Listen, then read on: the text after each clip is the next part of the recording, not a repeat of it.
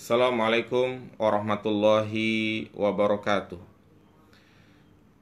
Alhamdulillah, assalatu wassalamu ala rasulillah wa ala alihi wa sahbihi wa mawala. Siswa siswi kelas 8 SMP Italia Islamic School, alhamdulillah kembali kita bertemu di pelajaran fikih yang insya Allah kita akan mulai belajar fikih di semester yang kedua ini. Kita akan mempelajari tentang salah satu kewajiban kita sebagai seorang muslim kepada saudara kita yang sudah meninggal dunia, yaitu cara mengurusi jenazah. Cara mengurusi jenazah, mulai dari apa yang kita lakukan tatkala melihat ada saudara atau siapa saja yang meninggal dunia atau yang sedang sakaratul maut. Kemudian bagaimana cara memandikan jenazah yang benar, bagaimana cara mengkafani, dan yang lainnya. Jadi insya Allah kita akan bahas pada pertemuan kali ini. Ketahuilah bahwasanya kematian merupakan suatu hal yang pasti. Tidak ada seorang pun yang hidup di dunia ini yang tidak mengalami kematian. Jadi setiap manusia, baik yang muda, yang tua, yang sehat maupun yang sakit, akan mengalami apa yang disebut dengan kematian. Karena kematian itu pasti akan datang, tidak bisa ditunda dan tidak juga bisa dipercepat. Allah Subhanahu wa taala berfirman dalam surat An-Nisa ayat 78, "Aynama takunu yudrikkumul maut walau kuntum fi burujim musayyadah." Dimanapun kamu berada, pasti akan mendapatkan kamu yang namanya kematian. Kematian akan menjumpai kamu, kendati pun kamu berada di dalam benteng yang tinggi dan kokoh. Dan tidak ada seorang pun yang mengetahui kapan dia meninggal dunia. Sehingga yang terpenting adalah persiapan. Karena nggak tahu kapan kita meninggal dunia. Dan mungkin banyak orang-orang di sekitar kita, terutama saat pandemi seperti ini, sudah mendahului kita. Yang mana kita lihat kadang ada teman kita yang sehat walafiat, tapi ternyata sekarang sudah tidak ada. Tinggal menunggu giliran kita. Mungkin sekarang kita melihat jenazah dibawa, dibopong, pakai kain kapan, dimasukkan ke liang lahat. Kita pun akan demikian. Dan tidak ada seorang pun yang mengetahui kapan dia akan mati. Dan juga yang perlu dipahami bahwa kematian itu bukan akhir dari segala-galanya. Ketika kita sudah mati bukan berarti sudah bebas, tidak. Tapi kematian itu hanyalah sebuah pintu untuk melewati suatu tahapan, suatu alam yang abadi selamanya. Dan kita tidak mungkin lagi kembali ke dunia. Dunia ini hanya sekali, hanya sementara. Apa yang kita lakukan selama ini membuat orang tua marah, meninggalkan sholat, berbuat maksiat, itu semua akan dimintai pertanggungjawaban oleh Allah Subhanahu wa taala. Allah akan memberikan balasan yang setimpal bagi orang-orang yang berbuat zalim. Maka takutlah. Masih ada tahapan-tahapan yang sangat panjang. Mulai dari alam barzah, hari kebangkitan, hari di mana kita akan dikumpulkan di padang mahsyar, yaumul mizan, hari di mana amal kita akan ditimbang oleh Allah Subhanahu wa taala. dan kita akan melewati sirat, jembatan, yang itu semuanya adalah tergantung dengan amal ibadah kita. Kalau kita orang-orang soleh yang selalu menjaga perintah Allah, meninggalkan larangan-larangan Allah, maka insya Allah akan dimudahkan untuk melewati jembatan tersebut dan akan masuk ke dalam surga. Itulah yang kita harapkan. Iya. Lalu apa saja adab-adab yang wajib untuk kita kerjakan ketika menyaksikan kematian seorang muslim? Tentunya, ya biasanya orang itu meninggal dunia, ya banyak tanda-tandanya.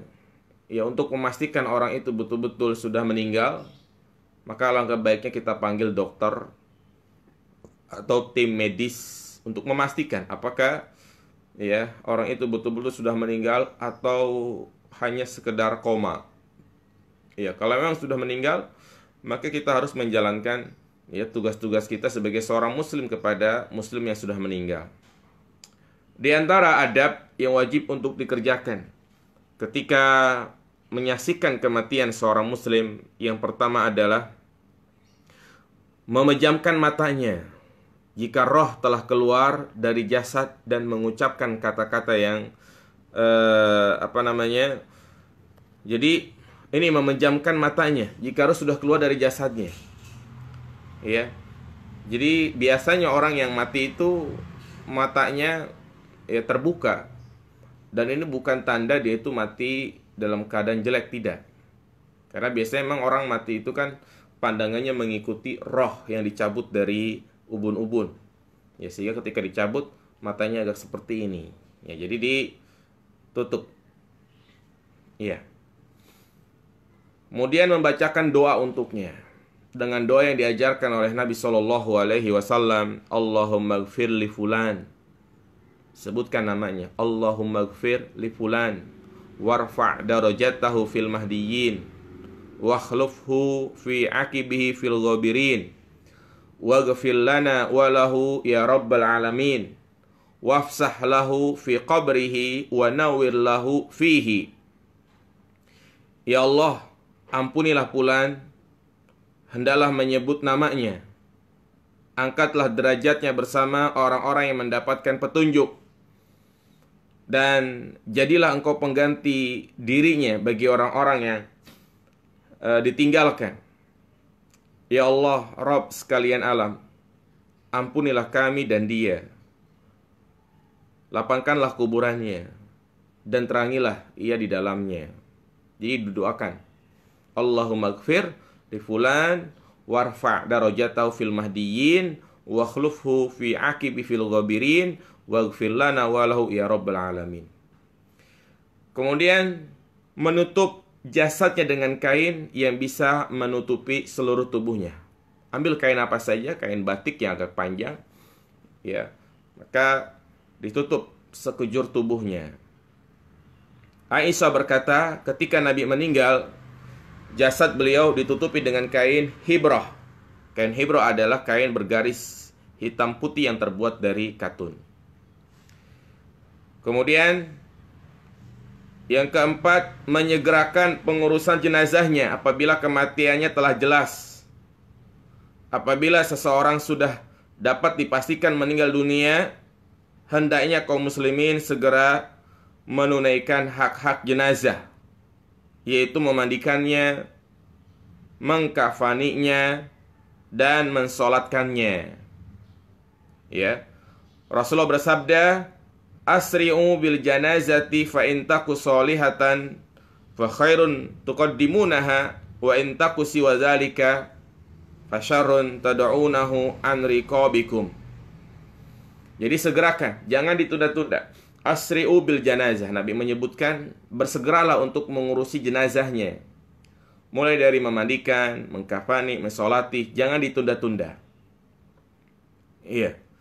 Kemudian yang kelima, menguburkan di daerah tempat dia meninggal. Tidak perlu dipindahkan di daerah lain. Walaupun dia berwasiat misalnya, kalau saya meninggal nanti dikuburkan di Lombok, tapi dia sedang berada di Tangerang, maka tidak harus menuruti wasiat tersebut. Karena yang sesuai dengan petunjuk Nabi SAW adalah ya orang itu dimakamkan, dikuburkan di mana dia meninggal dunia. Sebab memindahkan jenazah untuk dimakamkan di daerah lain bertentangan dengan perintah agar menyegerakan penguburannya, sebagaimana hadis tadi di atas. Kemudian yang keenam, bersegera melunasi utang-utangnya, yaitu dengan mengambil dari harta yang dia tinggalkan. Ya, bersegera untuk melunasi utang-utangnya. Kalau dia meninggalkan hutang, maka dari pihak keluarga harus bertanya kepada orang-orang yang bersangkutan, yang pernah berkomunikasi, yang pernah bermuamalah kepada mayit, tanyakan apakah si mayit punya utang atau tidak. Maka ini juga suatu hal yang sangat penting bagi kita semuanya. Kalau kita punya utang, ditulis,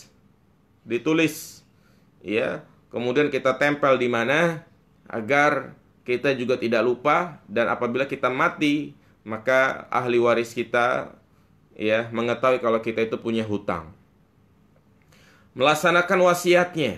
Yang ketujuh, melaksanakan wasiatnya. Jika seorang diketahui berwasiat harta sebelum meninggal dunia, maka wasiat tersebut harus dilaksanakan. Ya, jika memenuhi dua persyaratan. Kadang si mayit sebelum meninggal berwasiat, nanti kalau saya meninggal, tanah saya yang ada di kampung buat si fulan, nanti rumah ini buat si fulan. Nah, itu namanya wasiat. Namun di dalam Islam, wasiat berkaitan dengan harta, ada dua syarat. Yang pertama, tidak boleh wasiat itu ditujukan kepada ahli waris, karena ahli waris akan mendapatkan warisan. Ya, misalnya punya anak laki-laki, nanti pokoknya kalau saya meninggal, anak pertama saya dapat sawah 1 hektar. Nah, padahal harta dia cuma itu aja. Ya, dan ini nggak boleh. Nggak boleh wasiat itu ditujukan kepada ahli warisnya. Kemudian tidak boleh melebihi 1/3 dari total harta peninggalannya. Iya. Kemudian yang ke-8, menasehati keluarga yang ditinggalkan bahwa mereka wajib bersabar. Innamas sabru 'inda sadmatil ula. Ya. Kemudian yang ke-9, mengucapkan kalimat istirja. Inna lillahi wa inna ilaihi raji'un. Yang ini menunjukkan bahwasanya kita adalah milik Allah dan akan kembali kepada Allah Subhanahu wa ta'ala.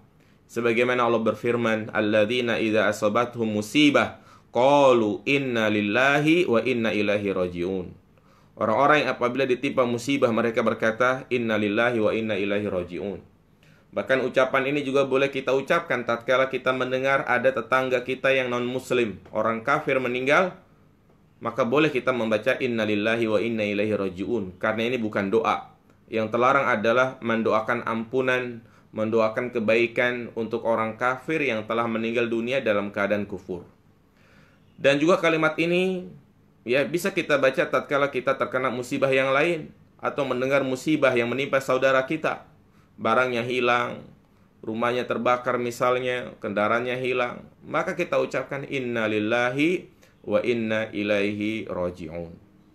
Jadi itu beberapa adab yang berkaitan dengan menghadapi orang yang sedang meninggal dunia. Ya, nanti insyaallah kita akan sebutkan adab-adab yang lainnya. Subhanakallahumma wa bihamdika asyhadu an la ilaha illa anta astaghfiruka wa atubu ilaik. Assalamualaikum warahmatullahi wabarakatuh.